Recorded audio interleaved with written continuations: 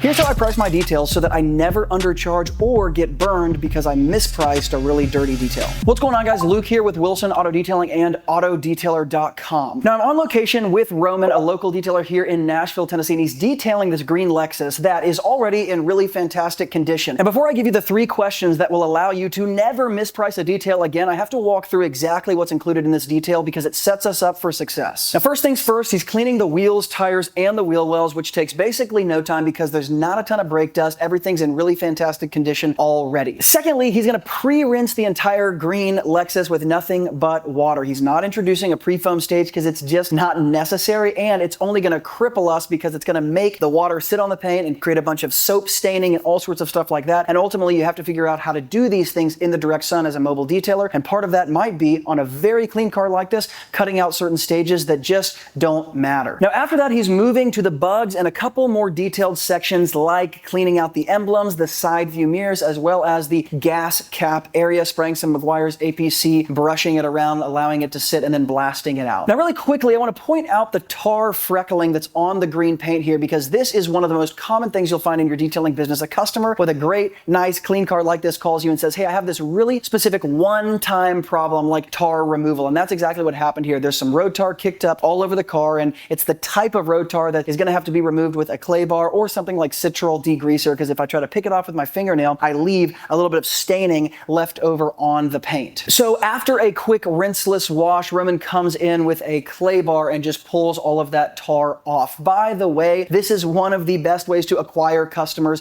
that have great cars like this. Because they have a clean, new, really well-kept vehicle, they notice all of the things that really dirty vehicle owners do not notice. And they say, hey, I've got this one problem, I've got road tar, I've got some paint on it, there's this little scratch right here, and that's what actually brings them into your world. Even though they're paying for a full detail, it was that one service that actually brought them in and made the transaction happen. Now, to come back to the rinseless wash method that Roman's using here, he's using a bunch of different microfiber towels in distilled water with the Optimum No Rinse solution. It's a basic rinseless wash, but you'll notice that he's not drying in between doing the rinseless wash because of the distilled water. It's not going to leave any water spots, and any small cleaning marks that are left over are going to be pulled off when he comes in afterwards with the final spray Optimum No Rinse to clean all the cleaning marks away, clean the windows, and leave that final layer of protection. Guys, real quick, I wanted to interrupt the first part of this video because I'm talking about the detailing process here of what to do, hands-on training. The truth is most detailers already have that covered, but the bottom line is they struggle in their business, and it's why I started the Autodetailer.com membership. I wanted to get qualified detailers who are actually operating their businesses together to talk to each other and share the best practices of what they're doing. So if you want to plug into a hyper-qualified network of detailers who have proven their revenue and talk to each other on a day-to-day basis so you don't have to try to grow your business alone, join us at Autodetailer.com below. Fill out the form there. Would love to book a one-on-one call with you to see where you best fit, and you can plug into the best network and most qualified network of detailing operators who are running real businesses anywhere. Now, after the exterior, he's coming into the interior. First, he's going to clean all of the weather mats with a drill brush. Then we're going to move to the vacuum, both the leather seats as well as the carpets. Then you'll notice moving to the door jambs is very simple and doesn't require any type of flowing water because they're already so clean. He's actually cleaning them just with a microfiber towel and Optimum No Rinse solution. After the door jambs, he's moving inside to the door panels, and it's just a mix of small areas that require some agitation as well as a steamer. Then he moves inward to the cup holders, to the console, to the radio button area. And after lightly wiping down all the plastics, moves to the leather seats. Again, a very quick process, steaming the seams and then cleaning the face of everything, and finally closing up shop with the interior windows. Now, as we continue to just play out the detail here, I want to explain what was not included in this service. Number one, a full clay bar treatment was not included in this service. Not because it's never included, but because it wasn't required. It was used to remove the tar, but the paint, again, is in such good condition, it doesn't require a clay bar, at least right now, to apply a final spray sealant or spray wax or spray ceramic. Secondly, it did not require any sort of big pre-foam sequence. We cut that out entirely. Thirdly, like I pointed out with the door jambs, we didn't even use any running water. We didn't have to introduce a pressure washer, clean up overspray, spray a bunch of degreaser, and the same thing can be said of the interior carpet. There was no carpet shampoo required for this detail. Not because it might never be required, but it wasn't required. And to shampoo the carpets in this car underneath the weather mats that are in such fantastic condition, you could argue is actually degrading the carpets faster because you're introducing all of this harsh chemical and scrubbing on these things that are literally near perfect. Additionally, there was no headliner detailing or cleaning because it was absolutely not necessary. The headliner was in perfect condition. There was also also no extreme deep cleaning of the console area, the cup holders, or the leather seats, just because all of them were in such good condition. So yes, we had to introduce a steamer, we introduced a little bit of agitation there, but again, it's still very quick, does not require a bunch of extra work. And regarding the leather seats, there was just nothing more required than simply wiping down the leather. Now, why do I highlight all of the things that were not included in this detail? Because they weren't necessary. Well, it is key to understand that, at least from my experience, my suggestion is that you actually use vehicles like this to determine your minimum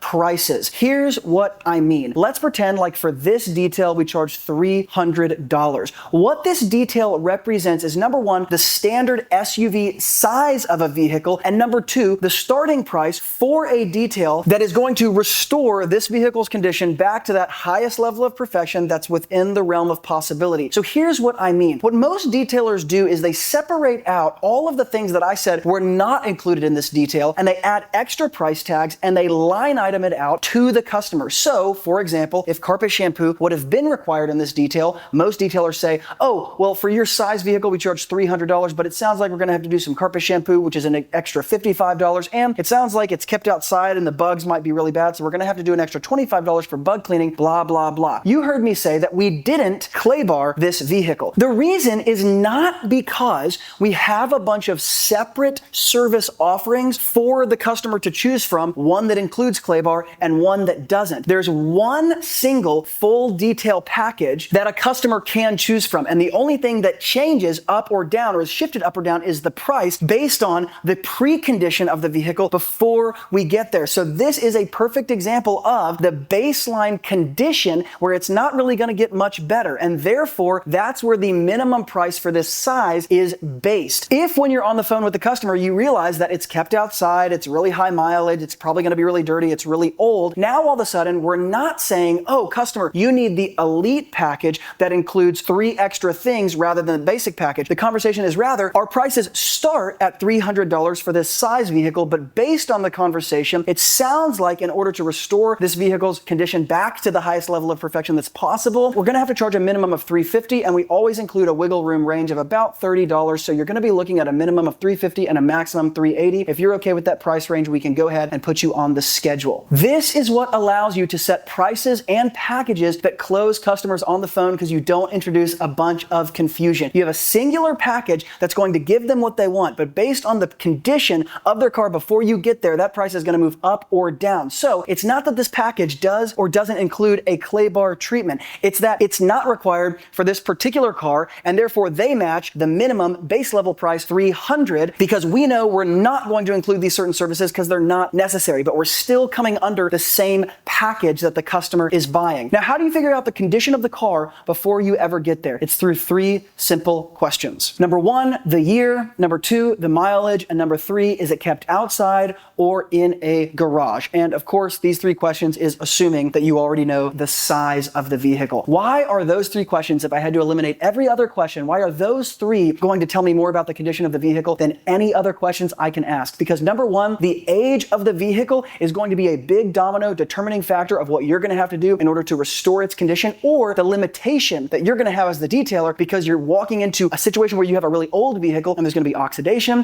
there's going to be staining that you're not able to take care of, there's going to be etching and scratches, and even when you clean it all, those things might even be seen more prominently, and now you're able to get ahead of that in the conversation, you're able to price appropriately, set expectations, all that good stuff. Number 2, the next big dominant thing is the mileage, because there's a massive difference between a 2020 Toyota Land Cruiser that has 130,000 miles on it and one that has 30,000. There's a 100,000 mile difference. You know just as well as I do, the more a car is driven, the more degradation you're going to see in the asset. It just is what it is, and the more work you're getting into as a detailer. And finally, is it sitting inside a garage or outside a garage? One of the biggest determining factors of what you're going to be able to do to that vehicle. We all know about the oxidation and the imperfections in the paint that's going to start to degrade that clear coat over time as you're sitting outside, from the UV rays to sitting under trees, tree sap, aphid residue, basic stuff that's just falling from wind, rain, hail, the elements of all different kinds. Whereas when it's sitting inside a garage, even a vehicle that's 80,000, 150,000, 250,000 miles that for its lifetime has sat inside, specifically when it's done being driven during the day overnight, significant difference in the general condition. And those 3 questions are what are going to give you the insight to the condition of the vehicle before you get there, such that you're not changing the service package that the person is buying, but you're able to move up or down from from the minimum price, because now you know